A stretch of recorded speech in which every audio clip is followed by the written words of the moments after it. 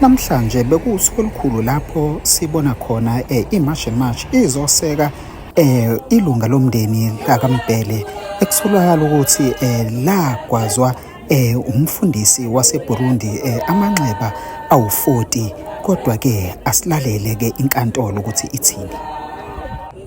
Matter directly affects us in two ways. First of all, it's gender-based violence, which is something we're terribly against, and also because it's against a South African by a foreign national who attacked them because their brother had expressed their support for March and March.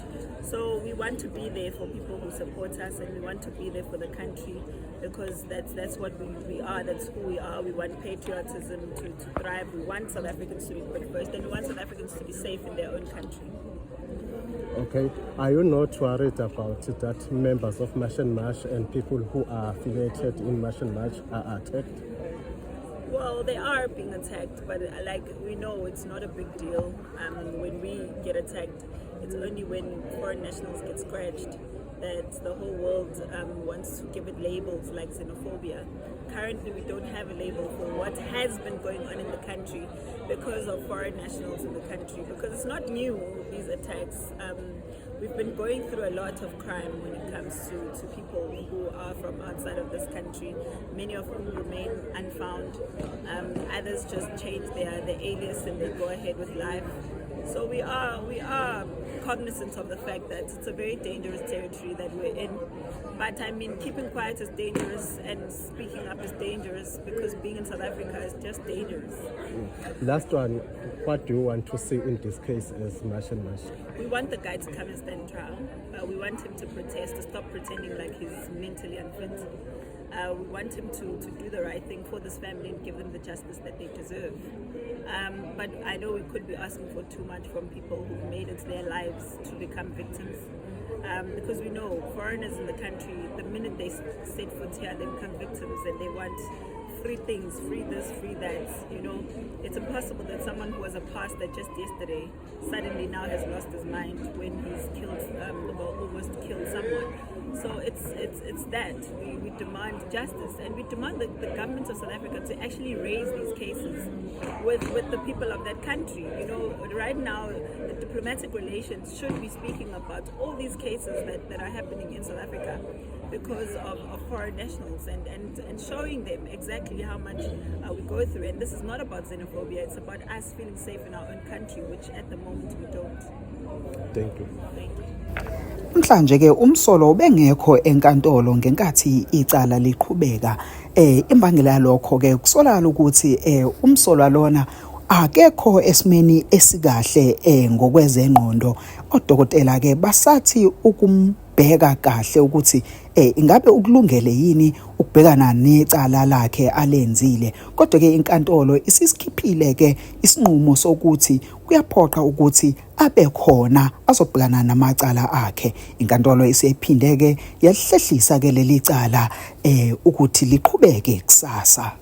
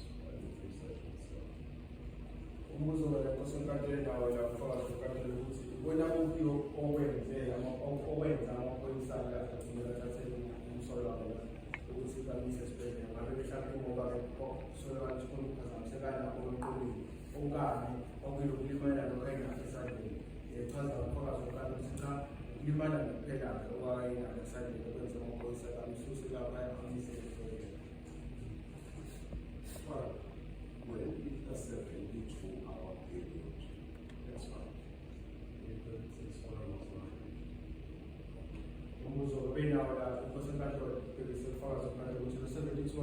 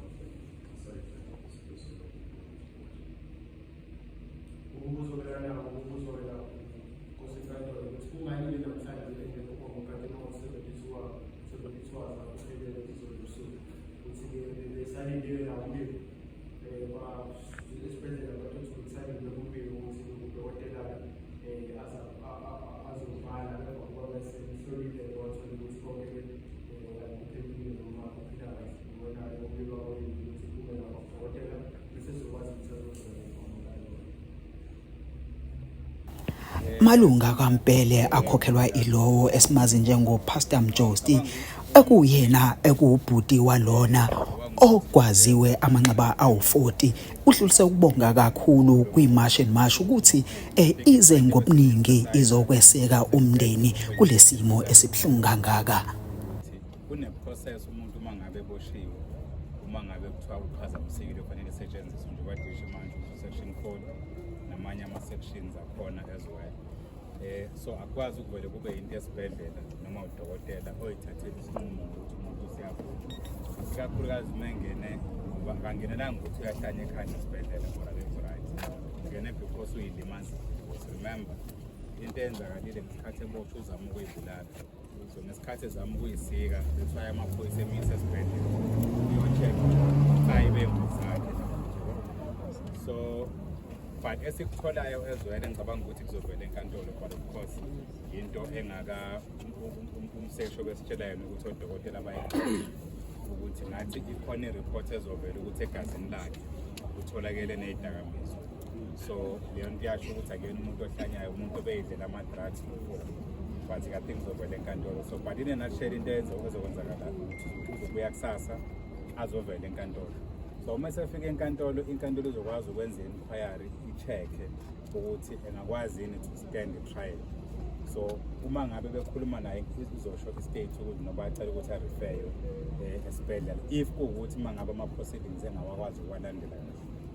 Leyo process izosho ukuthi-ke icala lizolinda ahambe aye laphaya kulabantu ababamba kuphinde bangabambi. Then bese kwenziwa i-report iyabuyiswa-ke enkantolo. If ibuye i-report ithi akekho fit ukustand trial uyagula mentally, then kusho ukuthi ngikaqhubeke to stand the trial. But if ebuya ama-report ethi uphila sala, which we believe ukuthi uyaphila, then uzoqhubeka ne-trial. So I'm sure sizwile ukuthi ama-charges awu4 akhona. Charge yokuqala i-attempted murder because I think usisi because uchaza abafethu but I think umgwaze more than 40 times. Ikakhulukazi because kunama-injuries asekhanda that angena almost closer to the brain. So we just need to pray, of course, ukuthi uNkulunkulu intervene lapho akwazi ukuphuma. But the reality, if you look at the extent of damage, the intention was murder. And that's why then a charge of attempted murder for usisi. But also there was an injury in Dotagazi. Again, there's a charge for that, which is attempted murder because if ukwazi umuntu nganqamuka ama-veins kwenzekile. So there are 2 people that he tried to kill. But the third issue is ama-documents wakhe ukuba la there's allegation. We are saying allegation for now because that must be confirmed enkantolo ukuthi ngathi kade lo ayingene ngakho kwamphelela. So basically khona bakhe that is also illegal as well. So we are not dealing with a murderer or attempted a person who wanted to commit murder, but we are dealing with also a criminal or law against our immigration law.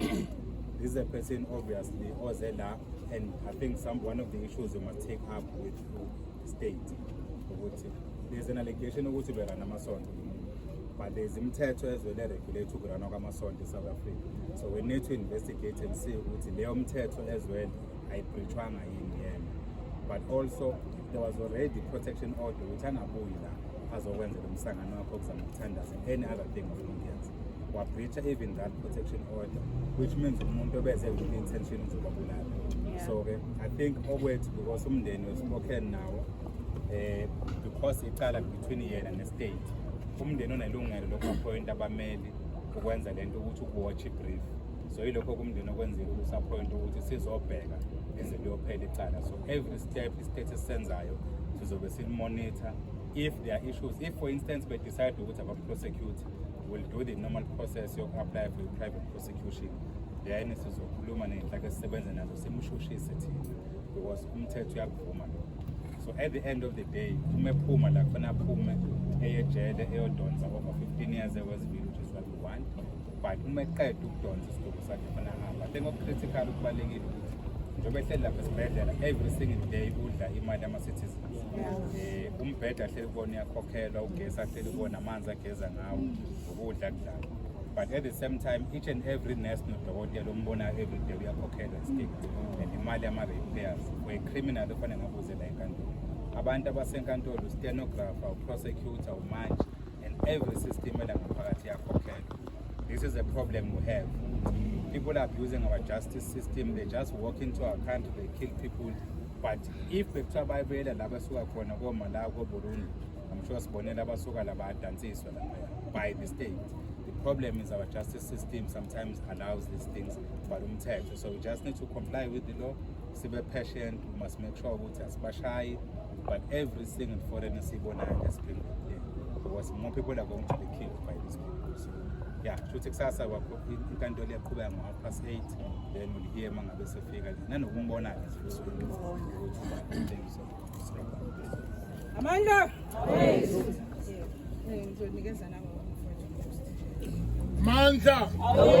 Mandla bafowethu sithi sewumndeni akasidlulisa kakhulu ukubonga i-support esithole kwi-movement ye-Marshall Marsh ihamba ibanga elide kakhulu ngoba like every day bayakwazi ukuthi bathinte ifamily bafike nasekhaya bazobheka isimo ukuthi sihamba kanjani ba-arranjele nabantwana ama-counselling so sisijasithi siyabonga kakhulu mfowethu into eniyenzile eni-Marshall Marsh nikhombisile ukuthi umuntu anibi naye ebuhleni kuphela kodwa noma kukhona izimo ezimvelelile niyakwazi so njengamanje ifamily niyithwele kakhulu naye ibuyelwa ihope uma ibona le support engaka enipha yona even nokuyihlalela ezinye izinto nesihlelela zona so siyabonga kakhulu nje kwi-Marshall Marsh bafowethu i-movement yenu enhle esiyithandayo esiyisekayo futhi kakhulu ukuthi umuntu ose-South Africa ngokungemthetho kubalulekile ukuthi alishiye lelizwe abuyele ezweni lakhe naye ehamba ayolungisa iy'nkinga zakhe sisale nezwe lethu nathi silungise zethu ngoba asisakwazi ukuthola kahle izinto ezilingana thina ngoba masekunanabantu aba-extra esibalweni sezinto ey'suke y'hlalelwe thina so guys ngalawo mazwi sizosho ukuthi bafowethu siyabonga bonke abantu abasisaphothile nonke ngangibiza amagama umzimba ekhalimali omenzi biyela umfowethu o-actayo onqobile mbandlwa siyakubonga kakhulu leyo support emsipho naseyifamily iyasiqinisa kakhulu isimo-ke sikasisi-ke namanje asikajabulisi usase-ICU singenile ngaphakathi laphana enkantolo namhlanje-ke ngenhlanhla-ke icala lakhe likwazi ukuthi lingene kwi-roll yamacala azoqhubeka le nkantolo base behlehlisa-ke bahlehlisela ikusasa nje kade sechazile umsholozi ukuthi ngenhloso yokuthi bafuna ukuthi abe khona kusasa engakubalula nje ukuthi i-magistrate ithole ukuthi maningi amaphutha enzekile estation police station la aboshwa khona lo muntu maningi izinto abangayilandelanga kahle ngoba nangaleskhathi bemnyisa khona laphana ukuthi ayobhandishwa izandla esibhedlela kwakumele baqale bayenze application yalo ukuthi lesibopha umuntu la kodwa sifisa ukuthi sim-applyele ukuthi akaye esibhedlela ngoba phela umuntu meseboshiwe akuseyena amaphoyisa sekuwe state into yakhe sekufanele yazi ukuthi isuke phi yayaphi but masifika la enkantolo sithola okuningi abalandelanga imigudu efanele but-ke ngosizo kwelo ukuthi-ke nathi bakhona abameli esisebenzisana nabo kuyasijabulisa ukuthi yonke into iyazama manje ukuthi ibuye ngoba bese kuney'nkulumo zokuthi kwakusasa angeke afike uzovela isiwe futhi engazange inkantolo ikuchithile-ke lokho inkantolo athi no akabuye ezenkantolo